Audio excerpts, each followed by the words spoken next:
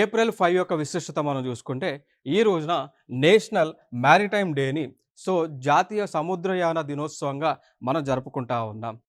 ఈ రోజున సముద్రానికి సంబంధించినటువంటి యొక్క అవేర్‌నెస్‌కి సంబంధించి కావచ్చు, దాంతోపాటు మానవాళికి సముద్రం వల్ల కలిగినటువంటి ఉపయోగాలు కావచ్చు, దాంతోపాటు సముద్రాన్ని, నీరును మనం రక్షించుకోవాల్సినటువంటి బాధ్యత ఎంత మేరకు ఉంది, ఎందుకు బాధ్యత ఉంది అనేటువంటి అంశాలన్నీ కూడా ప్రజలలో చైతన్యం కలిగే విధంగా ఈ రోజున దేశవ్యాప్తంగా కార్యక్రమాలనేటువంటివి నిర్వహించడం జరుగుతా ఉంది.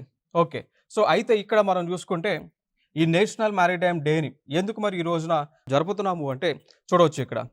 Like on this day in 1919 navigation history was created when SS Loyalty the first ship of the India steam navigation company journey to the United Kingdom. ఈ రోజున మనకి ఏం జరిగింది అండి?